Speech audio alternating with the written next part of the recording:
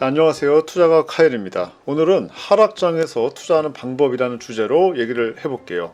불과 얼마 전까지만 해도 한 1, 2년 전만 해도 하락장 대비해야 된다는 말을 하면은 엄청 악플 세례를 받고는 했어요. 저도 한 2년 전에 제 책을 처음에 출판을 한 다음에 몇몇 유튜브 나가서 앞으로 하락장이 오니까 대비해야 된다 이런 말 했다가 악플 엄청 심하게 받고 하락장이라는 그 단어 쓰는데 아주 조심하게 됐어요. 하지만 요즘에는 누구나 인정하는 이제 하락장이 된 것 같습니다. 요새는 하락장이라는 단어를 써도 뭐 악플 세례 이런 건 없는 것 같더라고요. 그래서 저도 하락장에 대한 얘기를 좀 해볼게요. 아시는 분은 아시겠지만 부동산은 주기가 있습니다. 사이클이 있어요. 상승이 있으면 하락이 있습니다. 하지만 장기적으로는 우상향합니다. 그래서 부동산이 좋은 거죠. 재밌는 게 그래프 상으로는 상승이 크고 하락은 작아 보이지만 실제 하락장에서 체감은 그래프 상의 그것보다 훨씬 더 크고 훨씬 더 힘듭니다. 매도가 잘 안 되고 대출 이자가 올라가고 내가 보유하고 있는 부동산 시세가 막 떨어지게 됩니다. 보유 부동산 시세가 떨어지니까 은행에서는 원금을 상환하라고 압박이 들어오기도 합니다. 엄청 힘들겠죠. 실제로 지난 하락장에서 투자를 무리하게 하신 분들은 매우 힘들어 하셨고, 그 중에서 몇몇 분들은 대출 이자를 못 내서 보유 부동산이 경매 처리되기도 하고, 또 시세가 내려가서 전세가나 대출금이 내가 가지고 있는 이 부동산 시세보다 더 크게 되는 깡통주택이라고 그러잖아요. 깡통주택을 소유하게 된 거예요. 내가 깡통주택을 갖고 싶어서 가는 게 아니라 살 때는 깡통주택이 아니었는데 시세가 막 내려가는 거죠. 전세가나 대출금보다 시세가 내려가서 내가 가진 주택이 깡통주택이 되는 거예요.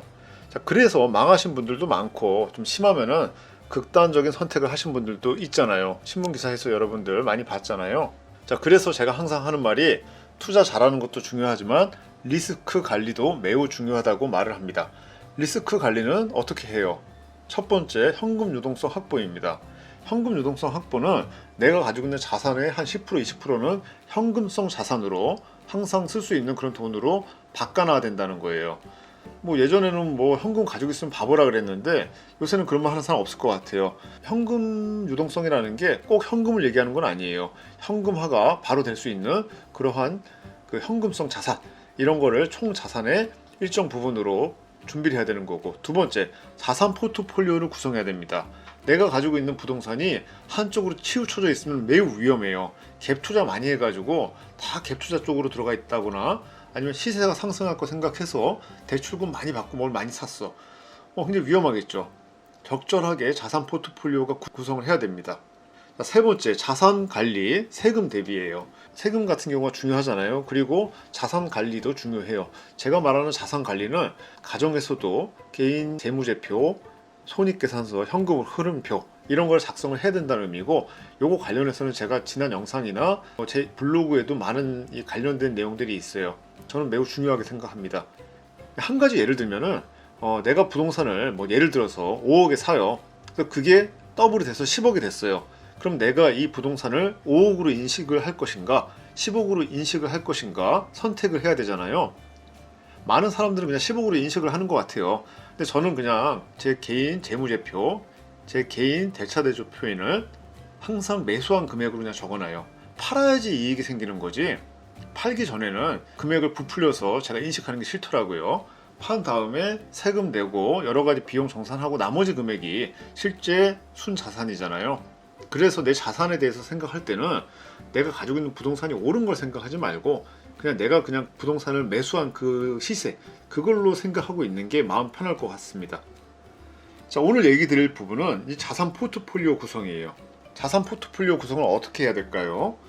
부동산 상승장에서는 어떻게 해야 되는지 한번 생각을 해볼게요. 부동산 시세가 올라가요. 이때는 시세 차익용 부동산으로 세팅을 하는 거예요. 부동산은 크게 두 가지가 있단 말이에요. 시세 차익용 부동산이 있고 월세 수익용 부동산이 있어요. 지금과 같이 계속 부동산 가격이 올랐을 때는 당연히 시세 차익용 부동산이 인기가 있습니다. 부동산 강의하시는 분들도 시세 차익용 위주로 강의하시는 분들이 있고 월세 수익용으로 강의하시는 분들이 나눠지거든요. 최근에는 시세 차익용으로 강의하시는 분들이 인기가 좋았어요. 하지만 지금은 이제 좀 바뀔 수 있을 거라고 생각을 합니다. 그래서 부동산 상승장에서는 부동산을 시세 차익용 위주로 세팅을 해야 되고, 예를 들어서 갭 투자, 재건축, 재개발 이런 것들이 상승장에서 굉장히 인기가 있는 거예요. 재건축 재개발은 부동산 상승장의 끝자락에서 인기가 있어요. 그러니까 지금 재건축 재개발이 엄청나게 인기가 많잖아요. 그 말은 부동산 상승장의 끝자락, 하락장의 초입이다, 이렇게 볼 수도 있는 거예요. 예전에 부동산 침체기가 있었잖아요. 2008년도 서브프라임 오고 했을 때, 그때 저는 이제 월세 위주로 투자를 했어요. 왜냐면 시세가 별로 안 오를 거란 생각을 했으니까. 근데 2013년, 14년부터 부동산 시세가 막 오르기 시작했단 말이에요. 그래서 어떻게 했겠어요? 뭐 저만 그런 게 아니라 많은 사람들이 월세 수익용으로 가지고 있는 부동산을 팔고 시세 차익용으로 갈아탔어요. 꼬마 빌딩을 팔고 재건축 재개발을 샀어요. 이해되시죠? 상승장에서 그렇게 하는 거고요. 자, 지금과 같은 부동산 침체장에서는 어떻게 해야 돼요? 월세 수익용 위주로 세팅을 해야 됩니다. 보유하고 있는 주거용 부동산도 월세 전환하는 게 좋을 수 있어요. 아파트, 빌라 이런 것들. 그리고 중요한 건데 부동산을 살 때 월세 전환이 가능한 부동산 사는 게 좋아요. 월세 전환이 힘든 부동산도 있거든요. 아파트나 빌라인데 전세는 잘 나가는데 월세 맞추기가 좀 힘들어. 그런 부동산은 매수를 좀 꺼려 하는 게 맞습니다. 아파트, 빌라를 시세가 막 올라갈 때는 전세를 뭐 맥시멈 해서 맞추는 것도 좋아요. 왜냐면 시세가 올라가니까. 하지만 시세가 떨어지거나 정체돼 있다 그러면은 전세 가격을 계속 올려주다 보면은 깡통 주택이 되는 거잖아요. 그래서 이제 월세 전환으로 바꾸는 것도 괜찮은 것 같고요. 중요한 거는 아파트든 빌라든 월세로 인기가 있는 그런 부동산 사는 게 좋고, 내가 산 부동산도 나중에 그렇게 바꾸는 것도 괜찮습니다. 그리고 오피스텔입니다. 오피스텔은 무조건 역세권 오피스텔, 그리고 어느 정도 대단지여야 돼요. 서울 안에 있는 게 좋습니다. 서울이나 뭐 신도시까지 이 정도 느낌. 역세권 오피스텔 괜찮아요. 오피스텔은 박쥐처럼 두 가지 면이 있잖아요. 주거용 부동산의 면도 있고 상업용 부동산의 면도 가지고 있습니다. 그래서 그냥 역세권 오피스텔을 나는 상가로 쓰고 싶다, 그냥 상가로 써도 돼요. 오피스텔을 주거용으로 쓰니까 이제 내용이 복잡한 건데, 오피스텔을 그냥 상가로 써도 충분히 이용이 가능합니다. 제가 오피스텔을 좋아하는 이유는, 오피스텔을 제가 투자를 많이 해봤는데 크게 돈을 벌진 못해도 크게 잃지는 않아요. 그러다 보면은 저는 이제 그 자산 키핑이라는 개념으로 부동산을 많이 접근하거든요. 물론 부동산이 막 오를 때는 시세가 많이 남는 게 좋은데, 부동산이 좀 하락하거나 리스크가 있다고 하면은 월세를 받아야 되는데, 그럼 월세를 받을 때는 오피스텔이 괜찮다는 거예요. 그래서 오피스텔 같은 것도 괜찮고요. 상가도 괜찮아요. 근데 상가는 초보자들은 잘 모르면 안 하는 게 낫고요. 하려 그러면 무조건 좀 비싸도 1층 상가가 좋아요. 1층 상가 하시는 게 좋고, 상권이 잡힌 데가 좋습니다. 내가 들어가서 상권이 잘 안 잡힌 데를 상권을 한번 잡아보겠다. 뭐 초기에 뭐 그 상권을 조성하는데 조금 더 저렴한 금액으로 들어가겠다. 그런 거 굉장히 위험해요. 그냥 그런 생각을 안 하시는 게 좋아요. 상권이 잡혀 있는 데에 인기 있는 상가, 이런 거 사시는 거는 뭐 나쁘지 않습니다. 근데 상가를 사게 되면은 여러분들 아시겠지만 세금 계산서 발행해야 돼요. 이거는 오피스텔 같은 경우는 상업용, 주거용 선택이 가능한데, 상가는 그냥 상업용이잖아요. 그래서 상업용 부동산에 대한 이제 접근은 부동산 투자를 전문적으로 하실 분들은 접근하시면 되는데, 내가 그냥 부동산 투자에 그렇게 신경을 많이 쓰기는 싫다, 이런 분들은 굳이 상가를 해야 되나? 저는 그런 거는 좀 회의적이에요. 자, 꼬마 빌딩 같은 경우에도 부동산 침체장, 하락장에 인기가 있고 투자해도 괜찮아요. 이런 것들을 가지고 있으면은, 다만 잘 팔릴 만한 걸 가지고 있어야죠. 인기 있는 쪽에, 지역에. 그러면은 이제 하락장에서 꼬마 빌딩 가지고 있다가 상승할 때 꼬마 빌딩 팔고 좀 강남 쪽이나 좀 인기 있는 서울에 재건축 재개발로 들어가는 것도 괜찮겠죠. 그리고 경매 참여도 준비해야 됩니다. 경매가 상승장에서는 별로 인기가 없어요. 왜냐하면 그냥 사는 게 더 싸니까. 근데 지금 여러분들 느끼시겠지만 앞으로 경매가 쏟아질 겁니다. 경매의 시기가 다시 올 것 같아요. 그러면 이제 당연히 경매로 사는 게 일반 매매로 사는 것보다 훨씬 더 이득이 있는 그런 상황이 올 것이라는 예상을 할 수 있습니다.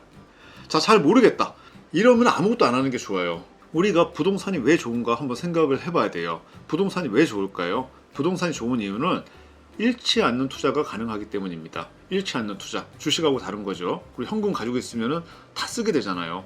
부동산은 강제적인 장기 투자로 돈을 벌게 하는 게 핵심이에요.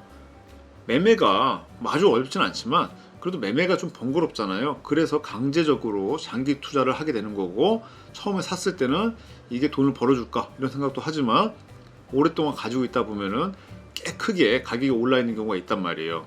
그래서 부동산이 좋은 거예요. 부동산 투자의 중요 원칙을 생각을 해볼게요. 첫 번째가 가치 있는 부동산에 장기 투자하는 겁니다. 가치 있는 부동산에 장기 투자하는 거예요. 부동산 규제가 많아서 가치 없는 부동산을 단기 투자하시는 분들이 있어요. 이런 분들은 지금처럼 규제가 풀려가고 있잖아요. 나중에 규제가 다 풀렸다고 생각을 하면은 물론 뭐 아예 가치가 없는 부동산들은 없지만 상대적으로 가치가 덜한 부동산인데 규제의 반대급부 때문에 내가 그 부동산을 샀어요. 그러면 규제가 없어졌을 때 그 부동산이 가지고 있는 매력이 줄 거 아니에요. 그런 거는 제가 원하는 투자는 아니에요. 기본적으로 누구나 다 좋아하는 가치 있는 부동산에 장기 투자하자고요. 자, 두 번째, 매도가 수월한 물건에 투자해야 됩니다. 장기 투자기는 한데 언젠가는 우리가 매도할 거거든요. 그래서 당연한 거지만 매도가 수월한 물건에 투자를 해야 됩니다. 어떤 게 매도가 수월할까요? 가치 있는 부동산이 매도가 수월하겠죠. 개발 호재가 풍부하다거나 지금은 조금 안 좋은데 나중에 좀 좋아질 지역, 그런 데가 이제 매도가 수월하겠죠. 자, 매도가 수월한 물건에 투자해야 한다고 말씀드리고 있어요. 그런데 요즘은 어때요? 주거용 부동산의 경우에는 매도 자체가 매우 힘듭니다. 거래 절벽이라고 그러고요. 매매가 올스톱이라고 합니다. 개발 호재 있고 누구나 갖고 싶어하는 가치 있는 부동산인데도 그래요. 자, 그럼 어떻게 해야 돼요? 방법은 두 가지입니다. 첫 번째, 버티기입니다. 거래 절벽인데 왜 내가 손해보면서 매도를 해요? 무리한 투자가 아니라면은 언젠가는 버티면은 매도가 좋을 시기가 올 테니까 버티면 됩니다. 얼마나 버텨야 돼요? 한 10년 버틴다고 생각하면은 그 안에는 좋은 시기가 올 겁니다. 10년이 너무 길다고요? 무리하게 투자하셨기 때문에 길다고 느껴지는 거예요. 연애를 할 때 여유가 있는 사람이 유리한 경우가 많죠. 협상을 할 때도 여유가 있어야 되고요. 특히 부동산 투자에서도 마찬가지입니다. 여유는 아주 중요한 요소예요. 두 번째, 하한가보다 더 낮은 하한가로 매도하면 됩니다. 물론 하한가에서 더 낮은 하한가로 해도 매도가 안 되는 그런 부동산도 있기는 합니다. 하지만 일반적인 가치 있는 부동산의 경우에는 하한가보다 더 하한가로 매도하면 거래 절벽 시대에도 매도가 되기는 합니다. 국민은행 시세 하한가보다 더 밑으로 그냥 매도를 치는 거예요. 내가 산 가격보다는 이득인 경우도 있으니까 이것도 경우에 따라서 나쁘지는 않겠습니다. 자, 싸게 팔기 싫으면 어떻게 해요? 버티면 됩니다. 자, 매일매일 본업에 충실하고 열심히 살고 틈틈이 재테크나 투자를 하면은 누구나 다 잘 살 수 있습니다. 하지만 욕심이 지나쳐서 무리한 투자를 하게 되면은 본업을 열심히 하고 투자를 열심히 하더라도 잘 사는 게 힘들어요. 그래서 안전한 투자 해야 됩니다. 여러분의 안전한 투자 응원합니다. 영상이 마음에 드셨으면 좋아요와 구독 부탁드립니다. 감사합니다.